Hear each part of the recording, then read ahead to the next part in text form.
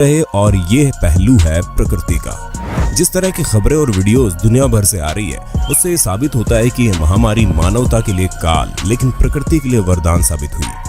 हमने अपनी इस धरती और प्रकृति का इतना शोषण और दोहन किया है, लेकिन अब दुनिया के अधिकतर देश लॉकडाउन होने के कारण इसमें काफी सकारात्मक बदलाव देखने को मिल रहे हैं। जैसे एयर क्वालिटी बढ़ गई है, नदियों का पानी स्वच्छ हो गया है, जानवरों को उनका स्पेस मिल रहा है, नीला आसमान देखने को मिल रहा है और पक्षियों का मधुर स्वर सुनाई देने लगा है। तो चलिए आपको हम रूबरू करवाते हैं कुछ ऐसे ही वीडियोस से जिसमें लॉकडाउन के चलते दुनिया की वो तस्वीर सामने आई जो पहले के मुकाबले काफी हद तक बदल गई।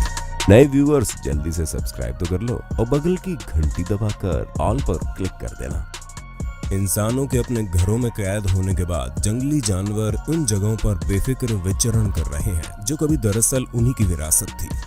अब जानवर आजादी और बिना डर के बाहर घूम रहे हैं। ऐसे ही वीडियो पूरे देश भर से सामने आ रही है। जैसे ओडिशा के समुद्री तट पर इस बार अंडे देने के लिए लुप्तप्राय 7,90,000 ऑलिव रिडले कछुए पहुंचे। अगर इसे इस महामारी का गुड इफेक्ट कहा जाए तो अतिशयोक्ति नहीं होगी। इन कछुओं ने गहिरमाथा और रूसी कुल्ले में 6 करोड़ से ज्यादा अंडे दिए। इससे पहले ये तट सैलानियों और लोगों से खचाखच भरा रहता था, लेकिन लॉकडाउन के चलते मछुआरों और टूरिस्ट की गतिविधि ठप पड़ गई। इसी के चलते इतनी बड़ी संख्या में इस बार कछुए पहुंच गए। विशेषज्ञ कहते हैं कि अगर इंसानों की गतिविधियां सीमित नहीं होती तो इनमें से बहुत सारे रास्ते में ही मर जाते या फिर अन्य बाधाओं के चलते पहुंच ही नहीं पाते। रिपोर्ट्स के अनुसार मानव घुसपैठ और तट पर कचरे के ढेर ने उन्हें 2019 में घोंसले से दूर रखा था। पड़ोसी देश नेपाल में खाली सड़क पर गैंडे को चलते देखा गया। बंद दुकानों के साथ सड़कों पर गैंडे को निरीक्षण करते देखा जा सकता है। चितवन नेशनल पार्क से निकलकर गैंडा सड़कों पर आ गया था। वायरल वीडियो में देखा जा सकता है कि गैंडा सड़क पर घूमता है, तभी वहां एक शख्स गैंडे को देखकर दौड़ लगा देता है। गैंडा भी उसके पीछे भागने लगता है, जैसे कह रहा हो कि लॉकडाउन से बाहर नहीं निकलने का। लेकिन शख्स तेजी से भाग निकलता है और गैंडा आगे की तरफ निकल जाता है। लोगों के अनुसार गैंडा ये देखने आया था कि लोग लॉकडाउन का पालन कर रहे हैं या नहीं। मुंबई से आई इस दूसरी वीडियो में देखा जा सकता है कि मरीन ड्राइव पर कई डॉल्फिन्स मस्ती कर रही हैं। इस वीडियो को वन अधिकारी प्रवीण कासवान ने सोशल मीडिया पर शेयर किया। जब से लोग घरों में रह रहे हैं तब से डॉल्फिन्स मरीन ड्राइव के तट पर आ गई है। इतनी संख्या में डॉल्फिन एक साथ तट पर कभी नहीं आती थी। अब जबकि मछुआरे समुद्र में मछली मारने नहीं जा रहे हैं तो उनकी संख्या में तेजी आ गई है। दिल्ली में जहां पहले तमाम तरह के शोर के कारण हम पक्षियों की चहचहाट भूल चुके थे, अब वो दोबारा सुनाई देने लगे हैं। लॉकडाउन की वजह से अब उल्लू, शिकरा, मोर, black ibis, green pigeon, purple sunbird जैसी कई प्रजातियां दिल्ली के रिहायशी क्षेत्रों में दिखाई दे रही है। हम देख रहे हैं बिल्कुल नजदीक ये चिड़िया हमारे बिल्कुल समीप। इस वीडियो में देहरादून की कॉलोनी में खाली सड़क पर दौड़ते हुए हिरण को साफ देखा जा सकता है। और इसके अलावा भारतीय वन अधिकारी सुशांत नंदा द्वारा ट्विटर पर पोस्ट की गई इस दूसरी वीडियो में 3 सांभर हिरणों को उत्तराखंड की एक सोसाइटी में टहलते हुए देखा जा सकता है, जबकि घर के अंदर बंद लोगों ने इस दृश्य को अपने कैमरे में कैद कर लिया। सड़कों पर स्वतंत्र रूप से घूमते हुए इन वन्य जीवों की आदत न होने के कारण कुत्तों को हिरणों पर भौंकते हुए सुना जा सकता है। इस तीसरी वीडियो में पूरे हिरण के समूह को सड़क पर घूमते हुए देखा जा सकता है, जहां लॉकडाउन से पहले गाड़ियां दौड़ती थी। जहां इटली में इस महामारी का सबसे अधिक प्रभाव पड़ा, वहीं लॉकडाउन के चलते सार्डिनिया के तटों पर क्रूज गायब है और अब डॉल्फिन्स वापस तटों के पास लौट रही है और मस्ती कर रही है।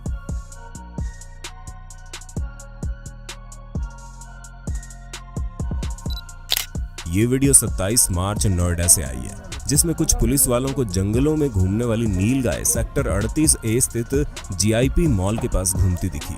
नोएडा का सेक्टर 38A पॉश सेक्टर्स में माना जाता है, इसलिए ऐसा दृश्य लोगों के लिए किसी अचंभे से कम नहीं है। भारतीय वन सेवा के अधिकारियों ने वन्य जीवों के वीडियो शेयर किए, जिनमें विलुप्त होने के कगार पर पहुंच चुके कस्तूरी बिलाव यानी मालाबार स्वीट नाम की बिग कैट का वीडियो भी शामिल है, जिन्हें आखिरी बार 1990 में देखा गया था। IFS अधिकारी सुशांत नंदा ने केरल के कोझिकोड में सड़क पर घूमते हुए कस्तूरी बिलाव का वीडियो साझा किया। उन्होंने वीडियो के साथ साझा किए हुए ट्वीट में कहा, यह जीव गंभीर रूप से खतरे में और अब सिर्फ 250 वयस्क बिलाव ही बचे हैं। इन्हें 1990 के बाद से नहीं देखा गया था। इसी प्रकार इजराइल के तेल अवीव एयरपोर्ट पर गीस के परिवार को विचरण करते कैमरे में रिकॉर्ड किया गया। उत्तरी वेल्स के लेंदूडनो की सुनसान सड़कों पर कश्मीरी बकरियों के एक झुंड को टहलते हुए देखा जा सकता है, जहां के निवासी भी बाकी देशों की तरह महामारी के दौरान लॉकडाउन में हैं। ये कश्मीरी बकरियां ग्रेट ऑर्मे से नीचे शहर में आ गई थी। इन सड़कों पर टहलते, भागते और घास और झाड़ियां खाते आसानी से देखा जा सकता है। इसी प्रकार सिंगापुर के मरीना बे एरिया के चारों तरफ ऊदबिलावों को खेलते देखा जा रहा है। वैसे यहाँ ऊदबिलावों को देखना इतना खास नहीं है, लेकिन इस वीडियो में आप इन्हें बिना किसी डर के निश्चिंत होकर खेलते हुए देख सकते हैं, जो लोगों की मौजूदगी में पहले नहीं होता था। मेट्रो वैंकूवर के नॉर्थ तट पर इंडियन आर्म में किलर वेल को ऊपर आते हुए भी देखा गया। ऐसा 59 साल में पहली बार हुआ। ठीक ऐसे ही फ्रांस में भी वेल देखने को मिली।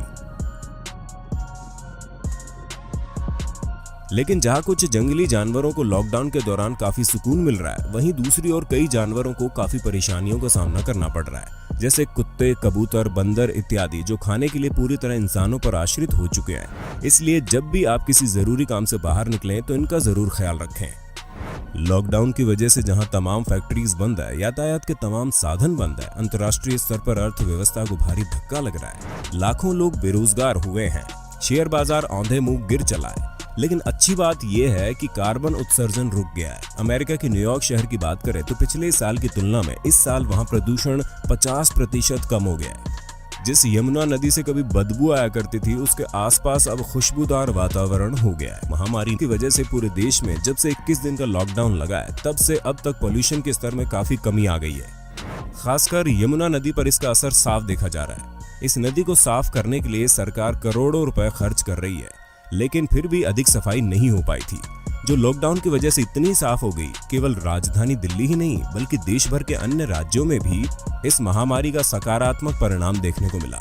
जैसे गंगा का जल फिर से निर्मल होने लगा है। दावे के अनुसार गंगा जल में 35 से 40% का सुधार देखने को मिला। कारखानों के बंद होने के चलते गंगा में मिलने वाला दूषित जल नदारद है, जिससे पानी स्वच्छ दिख रहा है। घाटों के किनारे होने वाली गतिविधियां बंद है, जैसे शव जलना, नौकायन, अन्य गतिविधियां।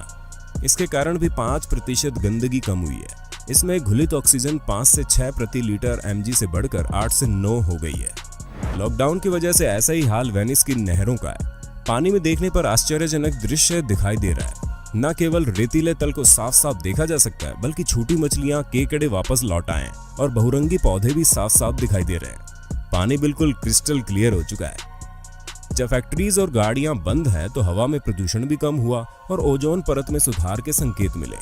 वायु प्रदूषण की कमी के चलते पेड़ पौधे अब स्वच्छ हवा में सांस ले रहे हैं। पर्यावरण पर सकारात्मक असर देखने को मिल रहा है। हवा साफ हो गई है, आसमान नीला दिखाई दे रहा है, पूरा मंजर बदलता हुआ नजर आ रहा है। सुबह अक्सर नींद अलार्म से नहीं, परिंदों की शोर से खुलती है, जिसकी आवाज भी हम भूल चुके थे। बालकनी में जाएं तो नजर ऐसे आसमान पर पड़ती है जो अजनबी नजर आता है। इतना नीला आसमान दिल्ली NCR में रहने वाले बहुत से लोगों ने जिंदगी में शायद पहली बार देखा हो। फलक पर उड़ते हुए सफेद रुई जैसे बादल बेहद दिलकश लग रहे हैं। यही हाल पूरे भारत और विश्व का भी है। इसी कारण चीन में भी कार्बन उत्सर्जन में 25% कमी आई है। The centre for research on energy and clean air के अनुसार ये 20 करोड़ टन कार्बन डाइऑक्साइड के बराबर है। चीन के 6 बड़े पावर हाउस में 2019 के अंतिम महीनों से ही कोयले के इस्तेमाल में 40% की कमी आई है। पिछले साल इन्हीं दिनों की तुलना में चीन के 337 शहरों की हवा की गुणवत्ता में 11.4% का सुधार हुआ। ये आंकड़े खुद चीन के पर्यावरण मंत्रालय ने जारी किए हैं। यूरोप की सैटेलाइट तस्वीर ये बताती है कि उत्तरी इटली से नाइट्रोजन डाइऑक्साइड उत्सर्जन कम हो रहा है। ब्रिटेन और स्पेन की भी कुछ ऐसी ही कहानी है। यहाँ तक कि लॉकडाउन के दौरान दुनिया के अधिकांश हिस्सों में धरती की सतह पर कंपन कम हुआ है। लेकिन सवाल ये उठता है कि जब दुनिया फिर से पहले की तरह चलने लगी तो क्या कार्बन उत्सर्जन फिर से नहीं बढ़ेगा? पर्यावरण में जो बदलाव आज हम देख पा रहे हैं, क्या वो हमेशा के लिए स्थिर हो जाएंगे? अब दोबारा बात हम पर आती है कि आगे हम प्रकृति के साथ सब सही हो जाने पर कैसे पेश आएंगे। अभी लॉकडाउन की वजह से पर्यावरण में जो बदलाव हमें देखने को मिले, उसको हम हमेशा के लिए अपने जहन में बैठा पाते हैं कि नहीं? पर्यावरण को बचाने के लिए लोगों को अपनी आदतें बदलनी होगी। अगर वो खुद नहीं बदलते हैं तो उन्हें जबरन बदलवाना पड़ेगा। जिस तरह मौजूदा समय में जान बचाना लोगों की प्राथमिकता बना हुआ है, वैसे ही लोगों को पर्यावरण के प्रति चिंतित कराया जाना जरूरी है। पर्यावरण कार्यकर्ता ग्रेटा की तरह इसे एक मिशन के तौर पर लिया जाए। ग्रेटा इस मुश्किल समय में भी डिजिटल प्लेटफॉर्म से अपना मिशन आगे बढ़ा रही है। The world is waking up and change is coming whether you like it or not. उम्मीद है आप भी इन बातों का ध्यान रखेंगे। इस महामारी ने एक बात साफ कर दी है कि मुश्किल घड़ी में सारी दुनिया एक साथ खड़ी होकर एक दूसरे का साथ देने के लिए तैयार है। तो फिर क्या यही जज्बा और इच्छा शक्ति हम पर्यावरण बचाने के लिए जाहिर नहीं कर सकते? हमें उम्मीद है इस समय का अंधकार हम स्वच्छ और हरे भरे वातावरण से मिटा देंगे, तभी असली मायनों में बहारें लौटेंगी।